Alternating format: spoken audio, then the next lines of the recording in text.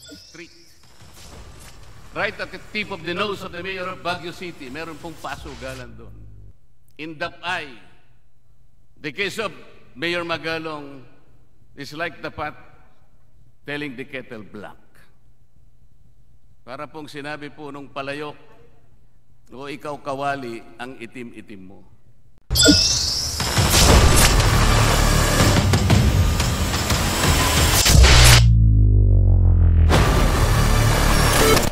Kabanat, isi-share ko lang sa inyo itong video ni Congressman Marcoleta. Ito yung nangyari kahapon sa ginawa niyang privilege speech sa Kongreso, kung saan inapakan niya dito si Mayor Benjamin Magalong. Kasi mayroong statement itong si Benjamin Magalong nung nakaraang mga linggo.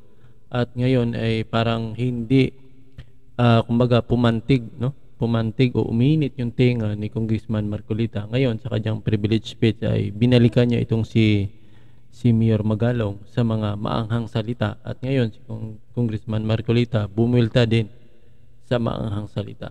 So itong title, tinawag na maitim na kawali yung palayok, kasi mayroon ding hamon si Congressman Marcoleta. So sabay-sabay natin ito panoorin, mga kabanat, itong ginawang privilege speech ni Congressman Marcoleta. At isi-share ko rin sa inyo, no? Kasi ako, ngayon parang hindi tayo pwede mag-direct up download. So ngayon ay ginagawa natin, i-record na lang natin yung mga live live speech, no? Kaya nga itong nangyaring privilege speech ni Congressman Marcoleta sa House of Representatives. So sabay natin itong panoorin, mga kabanat, kung ano bang sinabi ni Congressman Marcoleta dito about kay Mayor Magalong. Asahan na natin maanghang itong salita ni Congressman Marcoleta. They process the way they manage local government units. Surprisingly, he discarded, as he said, his prepared speech, and he allegedly talked from his heart and from his mind. He talked about the mounting national budget of the country. He said about 13.86 trillion pesos, taking swipe at the former President Rodrigo Duterte, saying that in his term, the national budget rose to 142%. And he said he's very much worried. He said that only a few raise hell. And at that point, he said that he himself to the legislature. Pero nakakalungkot, nothing have we heard from our legislators that they are willing to give up their pork barrels. Nakakalungkot na meron na nga silang tinatawag na porsyento sa bawat project, hindi pa nagsawa. May porsyento na nga sila pa ang contractor, sila pa rin ang supplier. Hintayin natin kung anong sasabihin ng ating mga magigiting na legislators. Hintayin natin silang magsalita. Hopefully, one of them will come out in the open and tell us it is about time that legislators should also give a big contribution to address a national government issue, especially on our national debt. Big words, Madam Speaker. It is as if the good mayor of Baguio would like to portray himself as the knight in shining armor, armed with a silver bullet to address corruption in this country. I'd like to believe that he is trying to project himself as the Hercules of Greece in mythology, who has tried to cleanse the Augean stables, the modern reference of graft and corruption, Madam Speaker. And so this representation initially reacted in his program several days ago. Armed with the annual audit report of COA ending December 31, 2022, this representation pointed out that 347 development projects prioritized by the city of Baguio were never implemented. They are worth 943 million pesos, Madam Speaker. So the intended purpose, the intended socio-economic and environmental services to the targeted beneficiaries were not delivered. A portion of that audit report, Madam Speaker, also showed that 40 of the ongoing partially implemented projects were terminated. What does this mean, Madam Speaker? This means that there is no actual money. The funds received from DPWH intended to construct a multipurpose building and the athletic oval bowl in Burhan Park, Madam Speaker, were used to pay the progress billing of a separate city project in violation of the project's Memorandum of Agreement and in violation of the GAA of 2021. That's diversion, Madam Speaker.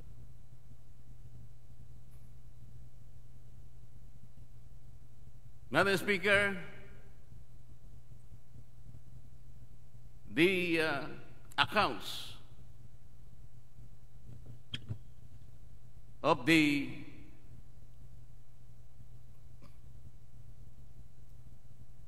special education tax and the real property tax amounting to 456 million pesos could not be ascertained.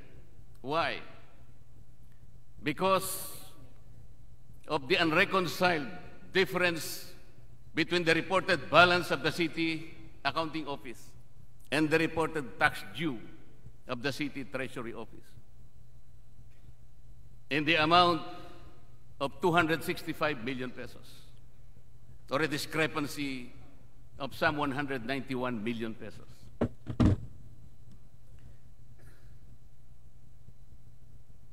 By December 31, 2022, the total unsettled notice of disallowances and charges, Madam Speaker, as audited by COA, totaled 235 million pesos. Even the local disaster reduction management fund in the total of 405 million pesos, only 106 million pesos were utilized, Madam Speaker, showing a utilization rate of 26%. Why? Why do they have to withhold the services that are due to the constituents of Baguio? Why is it that COA was able to note a time deposit of the city of Baguio in the amount of 4.3 billion pesos? Bakit hindi po nila gastahin? These are supposed to mitigate the effects of the environment, to shield and protect the people of Baguio. Bakit po iipunin ang 4.3 billion pesos in the treasury, in the banks, at hindi gamitin?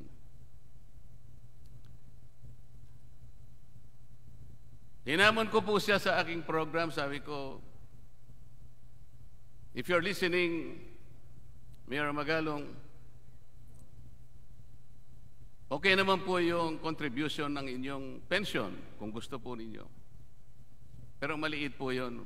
Why don't you give up the confidential fund? Kasi po, meron po kayong confidential fund, according to reports, about 2 million pesos per year. Siguro magsimula po kayo doon, and then kung meron po kayong maitulong at na iba pa, makausap nyo yung ibang mga mayors. Whatever amount that you will be able to produce, I will ask the leadership of Congress to match that, maybe 5 times of the amount that you will be able to produce, so that we can address the problem of our national budget. Pero huwag kang magpaparatang. Do not point the accusing finger to the legislature. The legislature is much more greater than the sum total of its parts. Do not generalize. With this qualified accounts of COA, Madam Speaker, the case of Mayor Magalong is like the pot telling the kettle black. Para pong sinabi po nung palayok, o ikaw kawali, ang itim-itim mo.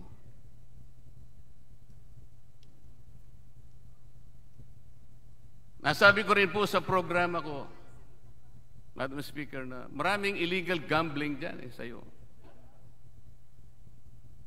Doon lamang sa harap po ng City Hall, doon sa Otek Street, right at the tip of the nose of the Mayor of Baguio City, meron pong pasugalan doon. In Dapay, in Ligarda area, doon sa Kayang Hilltop, in Magsaysay area, sa Buknawan, ang dami pong pasugalan. Inamin niya po yun. Sabi niya, hindi ko naman problema yung mga pasugalan. Trabaho ng pulis yan. Sino po ba ang naglalagay ng pulis sa isang syudad, Madam Speaker? Hindi naman ako kanya kumukuha kung ano man ang nagaganap sa pasugalan. Kung hindi ka nagkakaroon, bakit hindi mo ipasara o ipatigil? Masyado naman yatang obvious yun. Sabi pa niya, Madam Speaker, huwag niyong pakikialaman ng Baguio. Ayaw mo palang pakialaman ng Baguio, ba't pinakikialaman mo ang legislature? Did he forget, Madam Speaker, that Congress, aside from legislative functions, meron po tayong dalawa pang natitirang functions. This is the power to conduct inquiry in aid of legislation, as well as the oversight function of Congress. Kaya po natin silang ipatawag. Wag po niyang sasabihin na wag pakialaman ng Baguio. Dahil hindi naman sa kanya ang Baguio.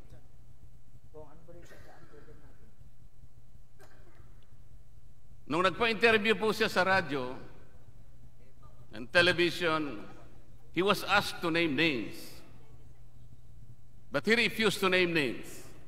Ang sabi po niya, I cannot do that. If I name names, I will be put in a very, very adverse situation.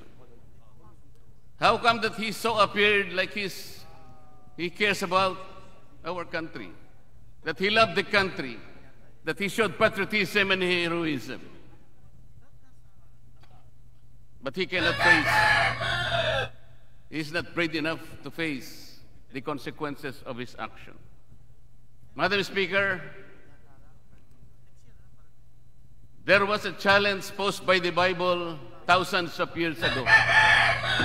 He who is without sin should cast the first stone. With all due respect and in all candor, Madam Speaker, I do not believe that the mayor of Baguio City has the moral integrity or the rectitude to cast the first stone. No one is, Madam Speaker. Thank you very much.